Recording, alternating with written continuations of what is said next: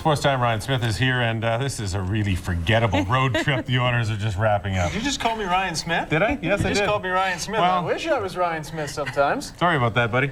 He's got a better snapshot. You were thinking Oilers already. I was thinking Oilers. And Oilers Ryan, on the brain. I've been throwing my papers for no really apparent reason that I do. So. Daryl Sador, no worries. It's excellent.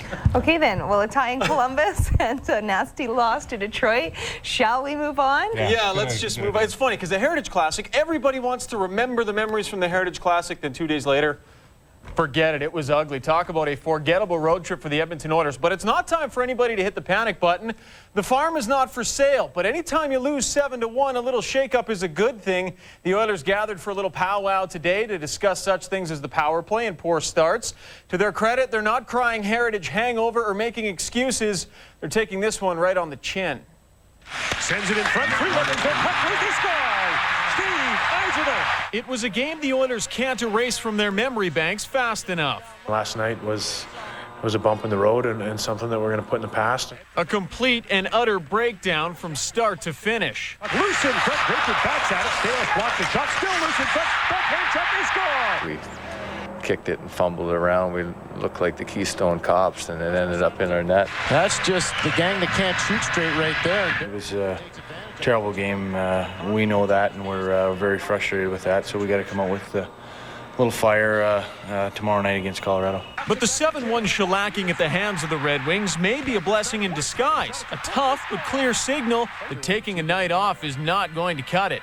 Well, they're sticking together now. That's part of the deal now for Edmonton. They want to stick together. Sometimes a humbling defeat can really serve as a good motivator for the club. And, you know, I know everybody's anxious to keep what was going on here 3 or 4 days ago going. You learn from every loss, but it's one loss, and we've been playing some pretty good hockey. And it's a great chance for us tomorrow night to get back on to playing the way we were, 3-4 games ago. The Oilers will take to the ice here at Rexall Place Friday night with a 10-9-3 record. While that's not exactly ripping up the Western Conference, it is still impressive when you consider everything this team has going against it.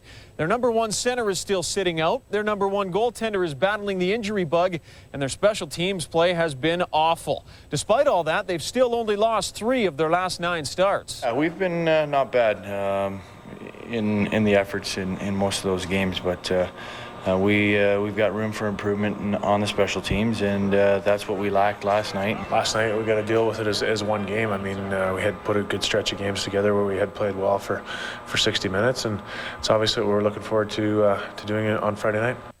Now, the team lost more than just a couple of points and a chunk of pride last night. Eric Brewer pulled his groin in the game. He is out indefinitely. Meanwhile, center Adam Oates is hoping he'll make his Oiler debut tomorrow night against the Avs. I feel a lot better. Got some more skates in, and you get a little bit better each time. I'm obviously not feeling as good as I'd like in terms of playing. I'll talk to Mac tomorrow and see how we feel.